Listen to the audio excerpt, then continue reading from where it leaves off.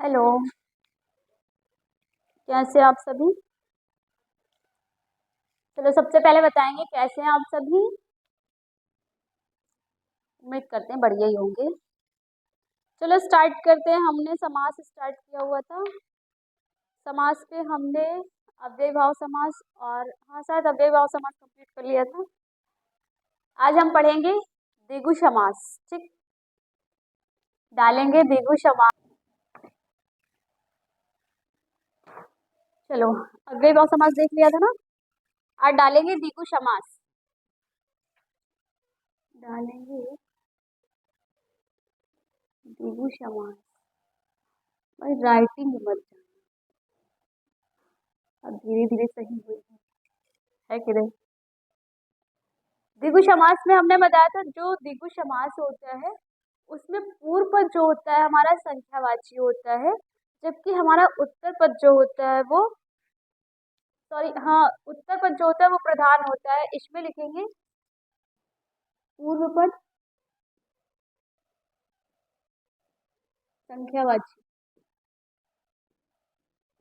पूर्व पद हमारा कैसा होता है? तो पूर्व पद हमारा संख्यावाची होता है, जबकि उत्तर पद हमारा इसमें क्या होता है? तो प्रधान होता है। उत्तर पद प्रधान होता है। आप डिफिनेशन भी लिखना चाहें तो डिफिनेशन अपने हिसाब से लिख सकते हैं कि द्विगु समास वे शब्द होते हैं, वे समस्त पद होते हैं जिनका पूर्व पद हमारा संख्यावाची और उत्तर पद हमारा प्रधान होता है। ठीक है, तो इसमें हम एग्जाम्पल देख लेंगे। इसका हम उदाहरण देखेंगे। जैसे कहो तो लिखवा भी दे, लिखवा दे परिभाषा। सबसे पहले लिख लेंगे हम परिभाषा।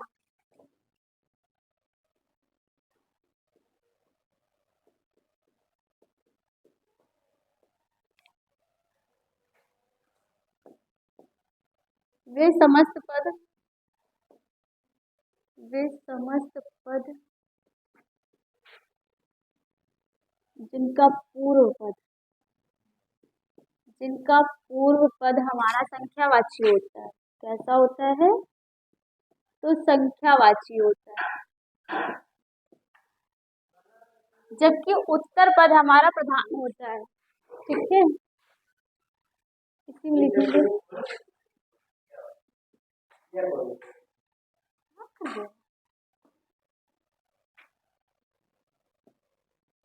जबकि उत्तर पद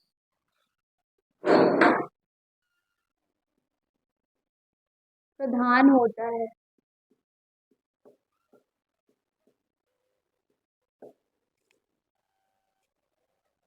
अब देखेंगे हम इसके उदाहरण।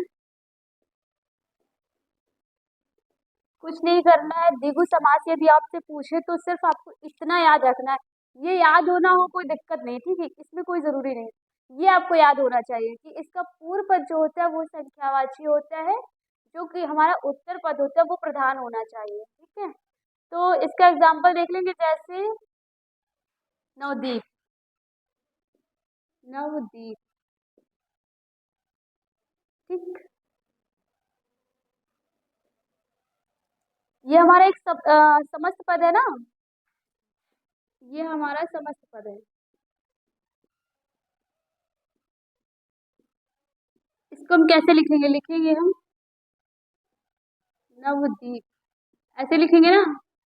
तो इसका पूर्व पद हमारा नौ हुआ।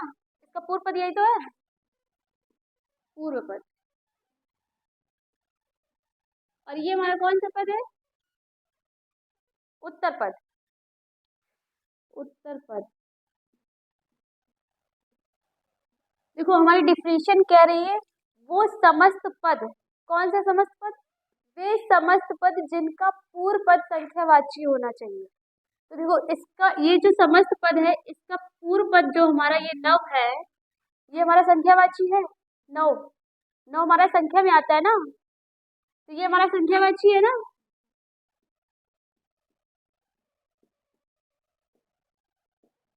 और देखो ये हमारा दीप।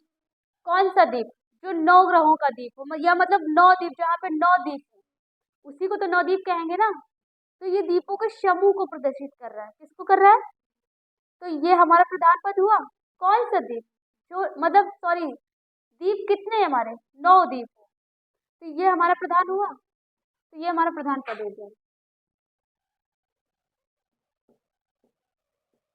इसका जब हम विग्रह करेंगे तो क्या बनेगा? 9 दीपों का, इसका बन जाएगा 9, मतलब कि हाँ, जो मतलब जहाँ पे 9 दीप हो उसी को तो 9 दीप कहेंगे। 9 दीपों का एक चाहे समूह बोल दो। समूह तो जब एक से अधिक चीजें किसी चीज में होती है उसे समूह बोलते हैं ना। तो 9 दीपों का जो समूह होगा उसे ही तो 9 दीप कहेंगे। इसका विग्रह बनेगा नवदीपों का समूह।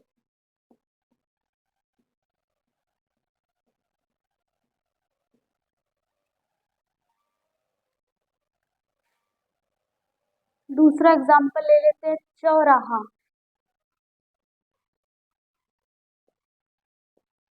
चौराहा, इसको लिखेंगे कैसे? हम्म, चार राह या चौराहा लिख दो। चौराहा, देखो चौराहा मतलब 4 राह है यहाँ से, उसी को तो चौराहा बोलते हैं। जिसमें एक इधर से जाती है, एक इधर से, एक इधर से। चौराहा वही तो बोलते हैं ना जहाँ पे हमारे 4 रास्ते निकलती हैं। तो जहां से 4 रास्ते निकलते हैं मतलब 4 राहों का समूह। 4 राहों का ही तो समूह है वो। तो इसमें देखो ये हमारे संख्यावाची है। 4 हमारा संख्यावाची होता है ना। अर्थ देखो, चौराहा 4 राहों का समूह, तो ये हमारा संख्यावाची होगा। यहाँ आप लिख दो, चौराहा लिख के लिख दो 4 राह। ये हमारा संख्यावाची हुआ पहला पद।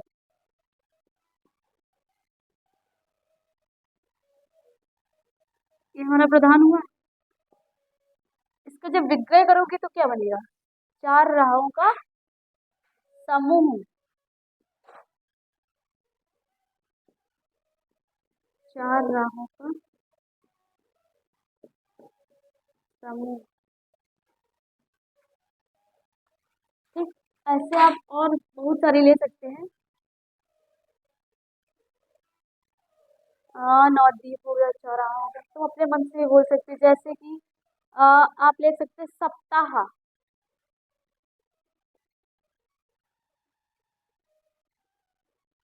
सप्ताह 7 दिनों का सप्ताह, हम 7 दिनों को ही तो बोलते हैं ना।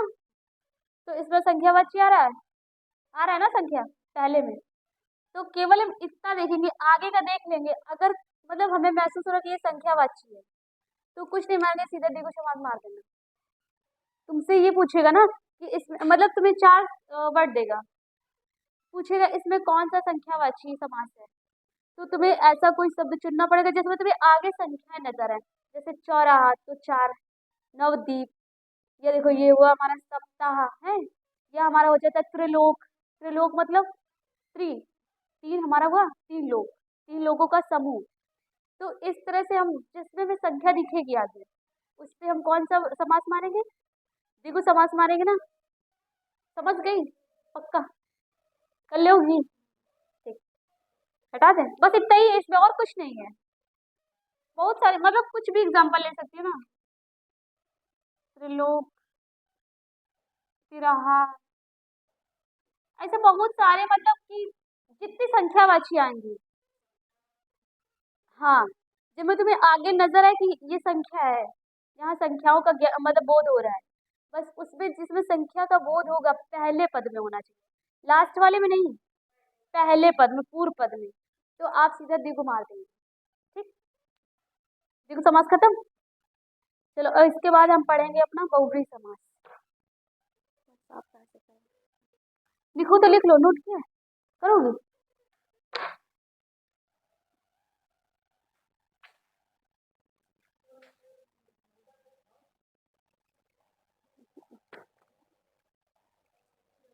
अरे यार ये मत।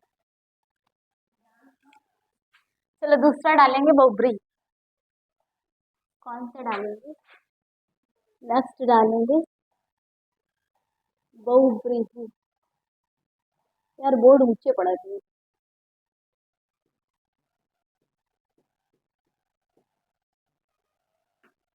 बोर्ड नीचे करवा देना, ज्यादा ऊंचे पड़।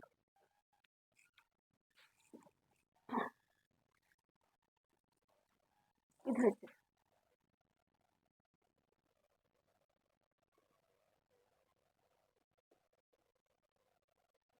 बहुब्री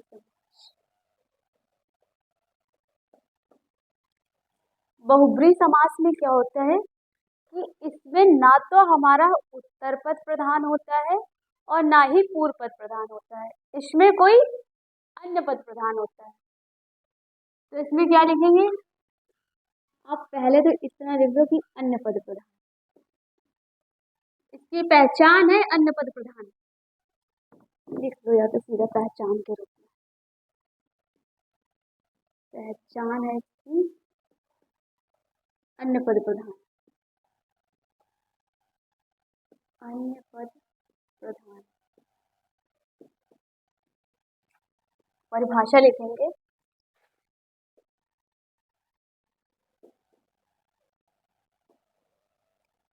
परिभाषा में लिख लेंगे वे समस्त पद, वे समस्त पद जिनका ना तो पूर्व पद प्रधान होता है, जिनका ना तो पूर्व पद प्रधान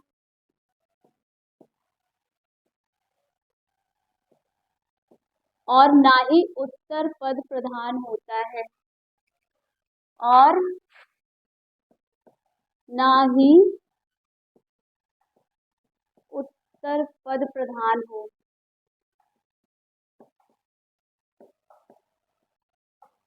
ना ही उत्तर पद प्रधान होता है, बल्कि कोई अन्य पद प्रधान होता है। कौन होता है, बल्कि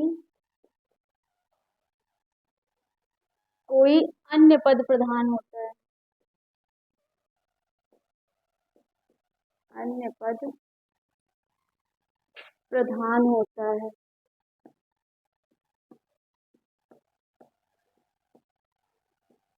तुम्हें ऐसा नहीं लगा कि हमारा हाथ दर्द हो रहा है? अबे वो मतलब ऊपर से लिख रहे ना, वो ज्यादा लग रहा है। चलिए इसका एग्जाम्पल देखेंगे, उदाहरण। बहुब्रीहि समास में क्या होता है, बहुब्रीहि, अब समझ आ रहा है, अब आ रहा है ना थोड़ा सा। बहुब्रीहि समास पहचान लिखेंगे अब अन्य पद प्रधान, वे समस्त पद जिनका ना तो कोई पूर्व पद प्रधान होता है और ना ही कोई उत्तर पद प्रधान होता है, बल्कि कोई अन्य पद ही प्रधान होता है। वे समस्त पद हमारे क्या कहलाते हैं, बहुब्रीहि समास कहलाते हैं ना, वही तो बहुब्रीहि होंगे जिनमें अन्य पद प्रधान होगा। तो इसका उदाहरण देख लेंगे, जैसे हमारा हो जाएगा महात्मा,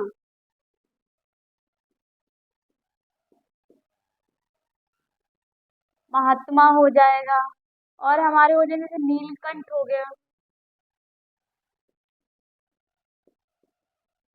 नीलकंठ, और वो जैसे चतुर्मुख, निशाचर,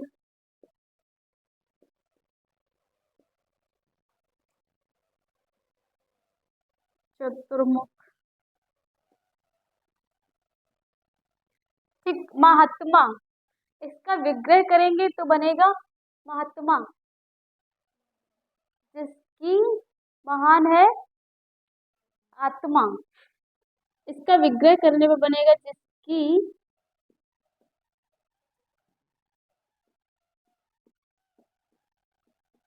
महान है आत्मा।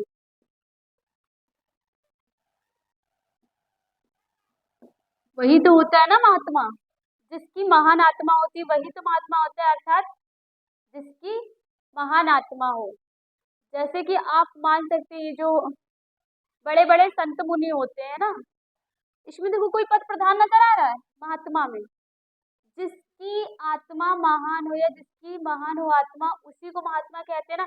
तो महान आत्मा किसकी, इसमें ये तो नहीं बताया जा रहा ना कि किसकी आत्मा महान है, ये जरूर बताया जा रहा है कि जिसकी आत्मा महान हो उसे हम महात्मा कहेंगे, है ना। लेकिन इसमें ये नहीं क्लियर किया कि ये महात्मा है, कहा है, नहीं कहा। तो इसमें मतलब कोई अन्य पद प्रधान हुआ, ये ये प्रधान है नहीं, क्योंकि इसकी विशेषता नहीं बता रही है, इसके बारे में नहीं कह रहा है। ये बता रहा है कि जिसकी आत्मा महान है वो महात्मा है, अर्थात ऋषि मुनि बड़े बड़े तपस्वी। ठीक।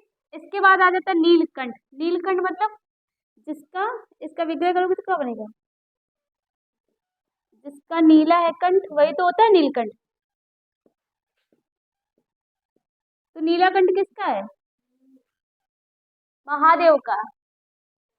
भगवान शिव को कहते हैं ना नीलकंठ, अर्थात शिव जी।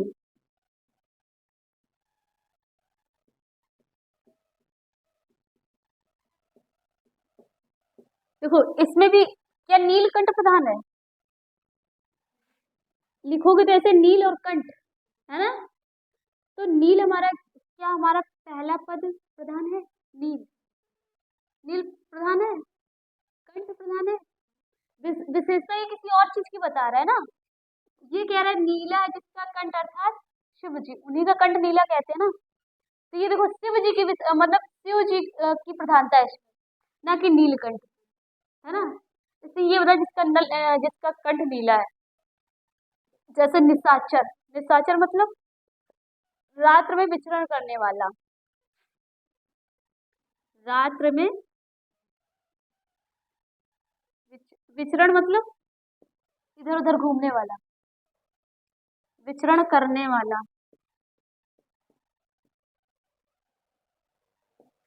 अर्थात रात में विचरण कौन करता है, भूत प्रेत, यही तो करते हैं ना।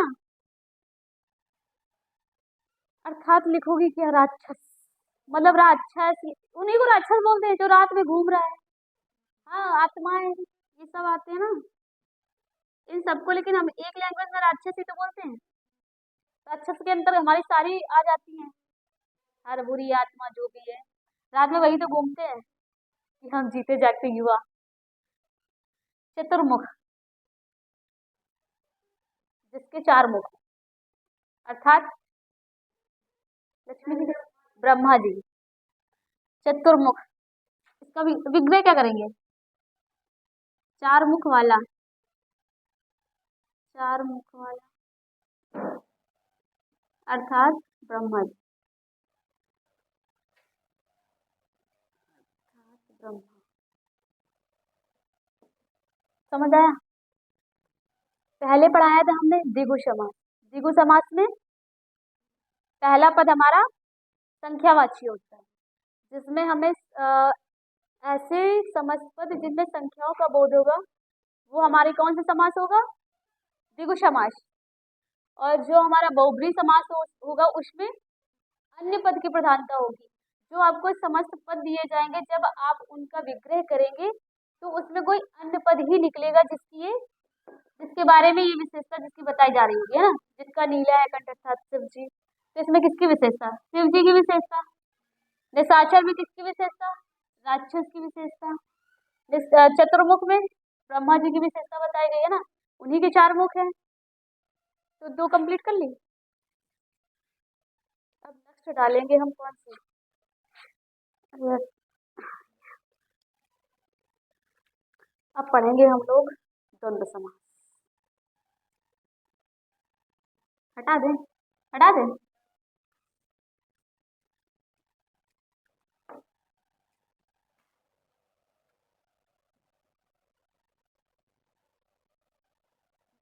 कर्मधारय समास, ठीक।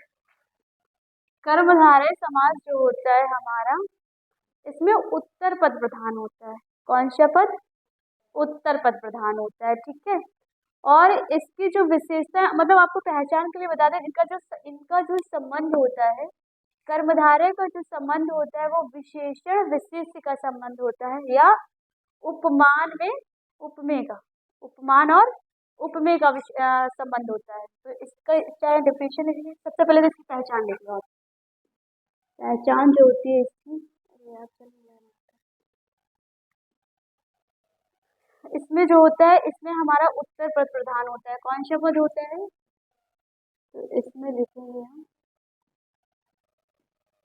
उत्तर पद प्रधान होता है। ठीक, इसका जो संबंध होता है,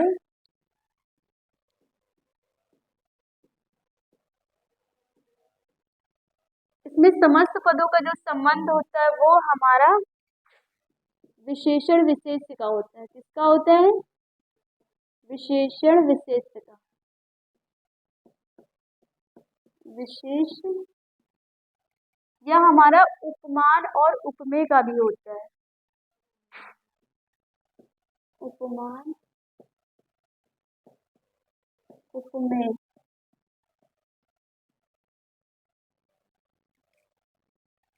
ये कब याद रखेंगे? इसकी पहचान के लिए। ठीक, अगर आप परिभाषा लिखना चाहें तो हम लिखवा देना, में कोई दिक्कत नहीं है।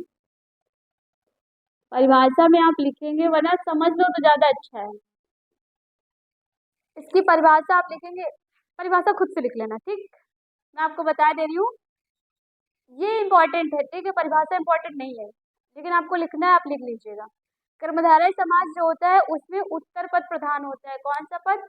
तो उत्तर पद प्रधान होता है। इसमें जो समस्त पद होते हैं, जो हमारा समस्त पद होता है, उसमें विशेषण विशेष या उपमान और उपमेय का संबंध होता है। ठीक है, जिसमें से पहला या हमारा पूर्व पद विशेषण और दूसरा या उत्तर पद हमारा विशेष्य होगा। या तो हमारा पूर्व पद या तो हमारा जो पूर्व पद है वो विशेषण होगा, या तो उपमान हो सकता है। और अगर जो दूसरा पद होता है हमारा, मतलब उत्तर पद, वो या तो विशेष्य होगा या तो उपमेय। ठीक है, तो अगर लिखना है तो आप लिख लीजिए कि पहला जो समस्त पद होते हैं उसमें उत्तर पद प्रधान होता है। पहला पद हमारा विशेष उपमान होगा, जिसमें, और दूसरा पद हमारा विशेष उपमेय होगा। इसमें विशेषण और विशेष का संबंध होता है, या उपमान और उपमेय का संबंध होता है। ठीक, तो सब इसका हम उदाहरण लिखेंगे। लिखते परिभाषा लिखे लिखे या लिख लोगे? ठीक है, उदाहरण आप लिख लीजिए। सबसे पहले देखो, जो विशेषण होता है ये आप कैसे पहचानेंगे? विशेषण क्या होता है? विशेषण हमारे वो शब्द होते हैं, विशेषण मान लो वो पद जिसकी विशेषता बताई जाए। कौन सा पद?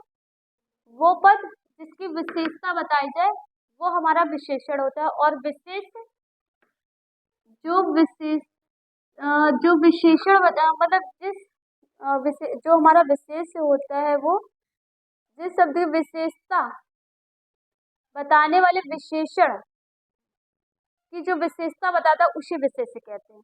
जो विशेषण की विशेषता बताएगा, या तो आप ऐसे कह दीजिए, जो विशेषण की विशेषता बताता है वो हमारा होता है कौन? विशेष। ठीक, और जो उपमेय और उपमान होता है इसके बीच हमेशा तुलना होती है। इसमें क्या होता है? तुलना की जाती है। ठीक है, अभी के लिए इतना, फिर जब हम पढ़ेंगे तो आगे डिटेल में पढ़ेंगे। है, समास में सिर्फ इतने से हमारा काम हो जाएगा। उदाहरण में आप देखेंगे, सबसे पहले उदाहरण आप देखें, जैसे काली मिर्च। काली मिर्च, ठीक, काली मिर्च क्या कह रहा है? हमारा जो पहला पद होगा वो विशेषण या विशेष्य होगा। कैसा होगा? विशेषण या विशेष्य होगा। तो देखो, इसको लिखेंगे तो हम ऐसे लिख देंगे ना, काली मिर्च, ऐसे भी तो लिख सकते हैं। तो जो देखो, कहते हैं विशेषण जिसकी विशेषण की विशेषता बताने वाला हमारा विशेष्य होता है। तो विशेषण विशेषता किसकी बता रहा है? मिर्च की बता रहा है ना। भाई क्या काला है? मिर्च काली है ना, तो ये हमारा क्या होगा? विशेष्य होगा। ये हमारा होगा विशेष। और ये मिर्च की विशेषता है, क्या काला है? मिर्च काली है। मिर्च कैसी है? काली है ना, वरना लाल मिर्च भी तो होती है। तो जो चीज की विशेषता, जिस शब्द की विशेषता बताई जाए, व्यक्ति हो, वस्तु हो, स्थान हो, जिसकी विशेषता बताई जाएगी वो हमारा विशेषण होता है ना। और विशेषण जिसकी विशेषता बताता है वो हमारा विशेष्य होता है। तो काली जो हमारा ये है विशेषण, विशेषण हमारा विशेषता बता रहा है किसकी, मिर्च की बता रहा है। मिर्च हमारी काली है ना, वो विशेषता इसलिए ये हमारा विशेष्य होगा और ये हमारा होगा विशेषण। ठीक, दूसरा एग्जाम्पल आप लो, काली मिर्च, नीलकमल, महावीर लिख दो, महावीर,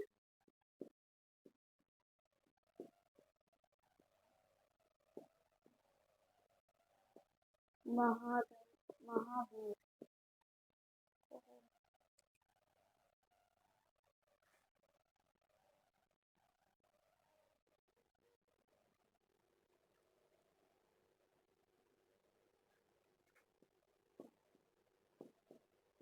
महान वीर। ठीक, तो महान वीर, इसमें देखो, इसमें बताओ कौन विशेषण है और कौन विशेष्य है। हाँ, कैसे विशेषण है। हाँ, क्योंकि ये वीर की विशेषता बता रहा है, वीर कैसा है, महान है। कायर भी तो हो सकते हैं ना, तो जो वीर है वो कैसा है, महान है। महान विशेषता बताया जा रहा है ना, इसलिए ये हमारा क्या है, विशेषण। और विशेषण की जो विशेषता बताए वो, ठीक। इसी में तीसरा एग्जाम्पल हम ले लेंगे, चंद्रमुखी।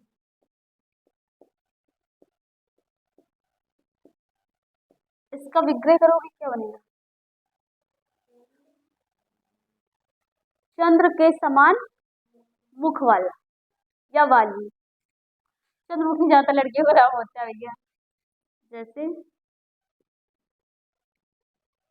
चंद्र के समान मुख वाली। इसमें देखो विशेषता मतलब कि इसमें देखो उपमान और उपमेय का आ रहा है। चंद्र, चंद्र हमारा क्या होगा, उपमान होगा। ये उपमेय कैसे होगा, इसमें देखो दोनों एक दूसरे में विशेषता बता रहे हैं। किसकी विशेष, चंद्रमा के चंद्र के समान मुख वाली। तो किसकी ये विशेषता बता रहा है, क्या कह रहा है कि जो चंद्र के समान मुख वाली है वही चंद्रमुखी है। बता रहे हैं ना, इसमें तुलना कर रहे हैं ना चंद्र के समान मुख वाली, या तो कह देते कमल नयन, जिसके कमल नयन के समान है ना। तो वैसे तो कमल मतलब राम जी का किया गया है, उनकी आंखों का मतलब कमल के समान बोले गए हैं। लेकिन देखो चंद्र के समान मुख वाली ही चंद्रमुखी, इसकी तुलना, चंद्रमुखी की तुलना किसकी की गई है, चंद्र के मुख से, चंद्र के समान उसको बोला गया है। चंद्रमुखी का मुख जो होता है वो चंद्र के समान बताया गया है ना। ऐसे और ले लेंगे हम, हाँ तो वही कह रहे हैं ना, इसकी जो इसका जो संबंध होता है ना, कर्मधारय का जो संबंध होता है वो हमारा विशेष विशेषण, सॉरी विशेषण या विशेष का होगा, या तो उपमान और उपमेय का होगा। और जो उपमान उपमेय में होता है इसमें ज्यादातर एक दूसरे की विशेषता बताई जाती है ना। तो इसमें देखो विशेषता बता रहा है ना, चंद्रमुखी की विशेषता बता रहा है, क्या बता रहा है कि जो चंद्र के समान मुख वाली है वही चंद्रमुखी है। अब आया समझ। और इसमें देखो तुलना नहीं कर रहा है, इसमें विशेषता बता रहे हैं एक दूसरे की, है ना। तो अब समझ आया, आ रहा है पक्का। अब देखो दूसरा एग्जांपल हम ले लेंगे, कमल नयन, कमल नयन,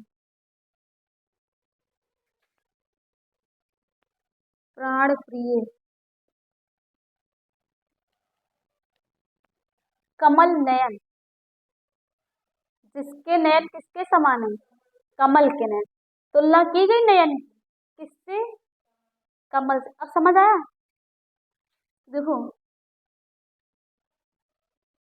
जिसके नयन, इसका विग्रह करोगे तो ये तो बनेगा, जिसके नयन किसके समान है, तो कमल के समान है ना।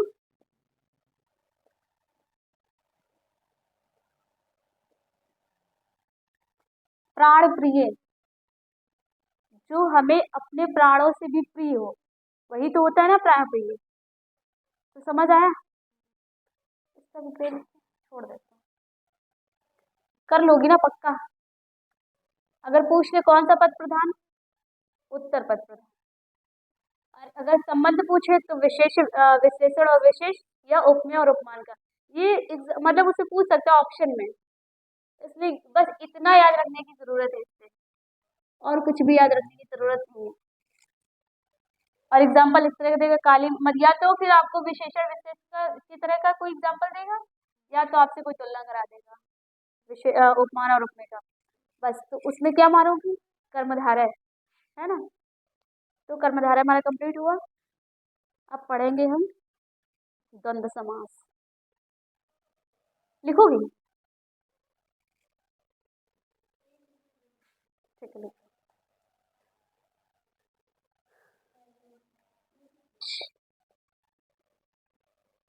द्वंद्व समास में क्या होता है कि द्वंद्व समास में जो हमारे समस्त पद होते हैं, या जो हमारे दोनों पद होते हैं, दोनों पद ही हमारे प्रधान होते हैं।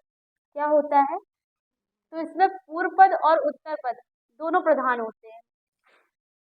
इसमें लिखेंगे पूर्व पद और उत्तर पद। उत्तर पद दोनों प्रधान होते हैं। दोनों कैसे होते हैं, तो प्रधान होते हैं।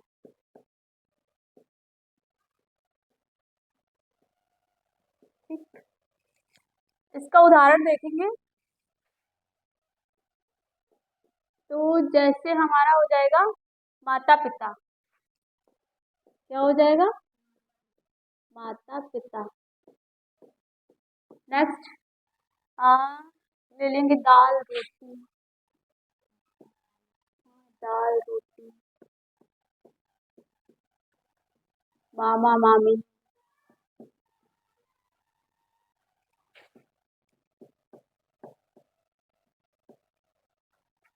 उतार चढ़ाव, उतार चढ़ाव, है ना। मतलब इसमें और से वर्ड जुड़े होते हैं, माता और पिता, दाल और रोटी, मामा और मामी, उतार चढ़ाव, है ना। तो जो आपको इस तरह से वर्ड मिले, दोनों इसमें स्वतंत्र भी है। और इसमें आपको बीच में कौन सा निशान मिलता है, ये क्या है, ये हमारा संयोजक का चिन्ह होता है। ठीक है, तो इसमें आप लिख भी सकते हो कि दोनों पदों के बीच संयोजक चिन्ह होता है। क्या होता है, दोनों पदों के मध्य, मध्य या बीच बात एक ही है ना, दोनों पदों के मध्य संयोजक का चिन्ह होता है। संयोजक, संयोजक का चिन्ह होता है, लगा होता है। ठीक, फिर आ जाते हैं, जो द्वंद्व समास होता है वो हमारा कुल 3 प्रकार का होता है। कौन कौन सा होता है, इसका हम प्रकार देख लेंगे किसके, तो द्वंद्व समास के। द्वंद्व समास के जो प्रकार होते हैं वो हमारे 3 प्रकार का होता है। कितने प्रकार का होता है, 3। पहला होता है हमारा इतरेतर द्वंद्व समास। इतरेतर द्वंद्व समास। दूसरा होता है समाहार, समाहार द्वंद्व समास। तीसरा होता है हमारा वैकल्पिक, वैकल्पिक द्वंद्व समास।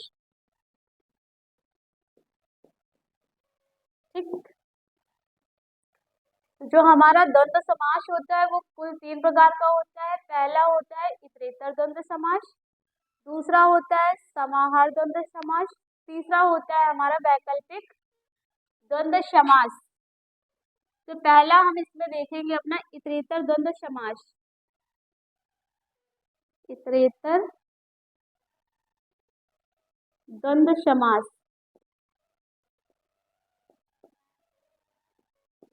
इतरेतर द्वंद्व समास जो होता है उसमें ऐसे दो पद, कौन से, ऐसे दो पद जिनका अपना अलग अलग अस्तित्व हो। तो अस्तित्व कैसा होना चाहिए, अलग अलग। ऐसे दो पद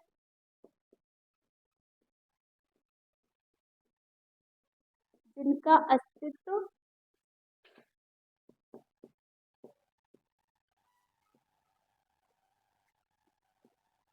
अलग अलग हो।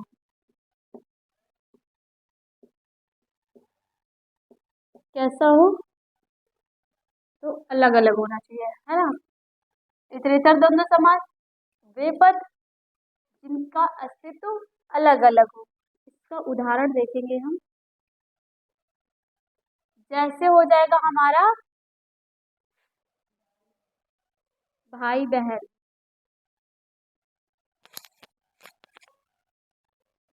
भाई बहन,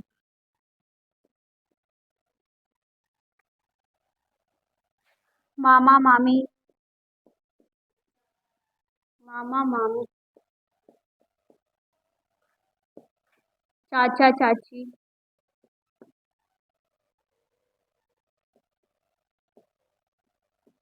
है ना, बुआ फूफा, ऐसे बहुत मतलब कुछ भी आप ले सकते हैं, बुआ फूफा। तो जो हमारा इतरेतर द्वंद्व समास होता है उसमें दोनों पदों का जो अस्तित्व होता है वो अपने आप में स्वतंत्र या अलग अलग होता है। जैसे भाई बहन, भाई हमारा देखो अलग है, बहन हमारा अलग है ना। भाई भाई है, बहन बहन है, ये दोनों कभी एक नहीं हो सकते ना, दोनों का अस्तित्व अलग है, दोनों का अस्तित्व कभी एक नहीं हो सकता है।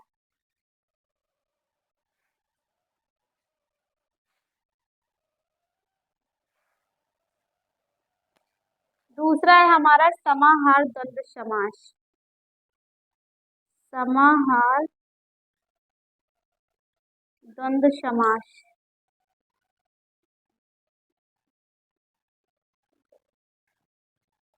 तो जो हमारा समाहार द्वंद्व समास होता है, देखो ये पहले बता रहा, समाहार, समाहार का मतलब होता है समूह, ऐसे दो पद जो समूह में हो। कौन से, वे पद, परिभाषा लिखेंगे तो लिख लेंगे, जिसमें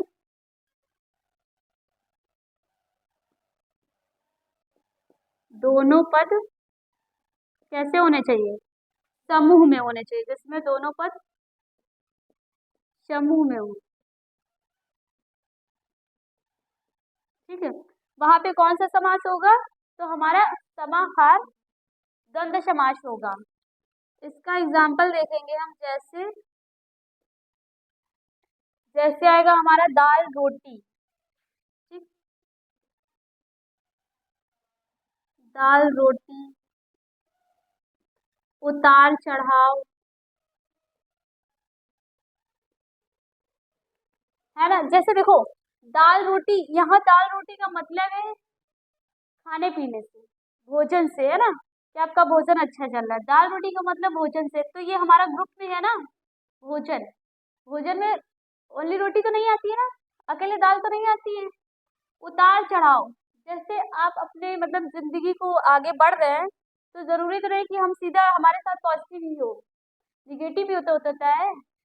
तो जो उतार चढ़ाव है, मतलब जिंदगी के हम जब भी हम कोई काम करते हैं, स्टार्ट करते हैं, तो उससे हमें उतार चढ़ाव दोनों देखने को मिलते हैं, है ना।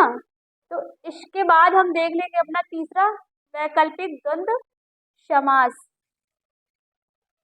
लास्ट बच्चा है, अब देखिए जाए।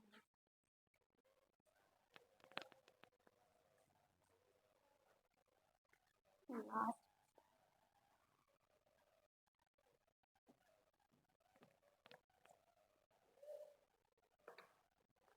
लास्ट देखेंगे हम वैकल्पिक द्वंद्व समास। वैकल्पिक द्वंद्व समास। वैकल्पिक द्वंद्व, वैकल्पिक ये पहले से ही बता रहा है। वैकल्पिक, वैकल्पिक मतलब विकल्प में आपको मिलेगा, है ना, ऑप्शन में होगा, या के साथ जुड़ा होगा वो। तो वैकल्पिक जो हमारा द्वंद्व समास होता है, उसमें जो दो पद होते हैं वो या अथवा के साथ जुड़े होते हैं। दो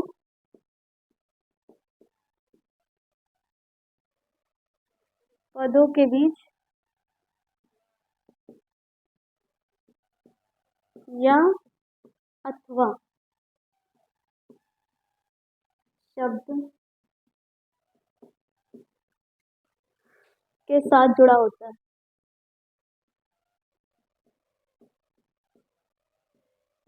जुड़ा होता है जैसे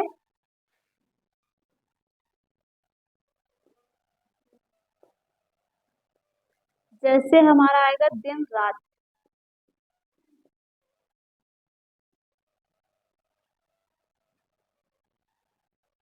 दिन रात के बाद पाप पुण्य, पाप पुण्य, उतार चढ़ाव।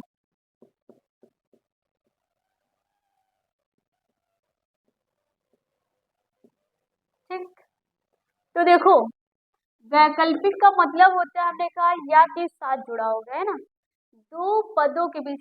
पहला देखो इसमें दो पद है ना, पहला पद ये, दूसरा पद ये। तो जब दो पदों के बीच हमारा या अथवा शब्दों से जुड़ा हो, वह हमारा कौन सा समास? वैकल्पिक द्वंद्व समास। तो दिन या रात, है ना, दिन और रात नहीं, दिन या रात, एक टाइम पे एक ही चीज होगी ना, या तो दिन होगा या तो रात होगी, या तो हमारा पाप होगा या तो पुण्य। एक टाइम पर जब हम कोई काम करेंगे तो या तो हम पाप कर रहे होंगे उस वक्त, या तो हम पुण्य का काम कर रहे होंगे। और उतार चढ़ाव, ये नहीं आएगा इस पे, ये नहीं आएगा, ये लाइफ के साथ, जिंदगी के साथ जुड़ा है ना, इसलिए नहीं आएगा ये इस पे। वो हमारा आएगा किस पे? समाहार पे, है ना। तो जिसमें एक टाइम पे एक चीज हो, उस पे हमारा वैकल्पिक द्वंद्व समास होगा। पद तो दो दिए होंगे, पद तो दो होंगे, लेकिन वो यूज जो है वो एक टाइम पर एक ही चीज होगी, या तो दिन होगा हमारा या तो रात होगी। और उस टाइम पे यदि आप कोई काम कर रहे होंगे तो या तो आप पुण्य का काम कर रहे होंगे या तो कोई पाप कर रहे होंगे। एक टाइम पे आप पाप पुण्य का काम नहीं कर सकते, अच्छा भी करें बुरा भी करें, नहीं कर सकते ना, एक टाइम पे एक ही करेंगे। तो ये हमारा होगा वैकल्पिक समास। आज हमने कितने समास कंप्लीट करे? पहले हमने पढ़ा था कौन सा? पहले हमने पढ़ा था द्विगु समास, फिर हमने पढ़ा बहुब्रीहि, फिर उसके बाद हमने देख लिया अपना कर्मधारय देखा, उसके बाद हमने द्वंद्व समास कंप्लीट कर लिया। बचा है हमारा सिर्फ तत्पुरुष समास। ठीक, बाकी सारे समास हमने कंप्लीट कर लिए हुए हैं। तत्पुरुष समास अब हम पढ़ेंगे नेक्स्ट वीडियो में। तब तक के लिए आप खुश रहिए, मस्त रहिए। जय हिंद, जय भारत। मिलते हैं नेक्स्ट वीडियो में तत्पुरुष समास के साथ। ओके, चलो।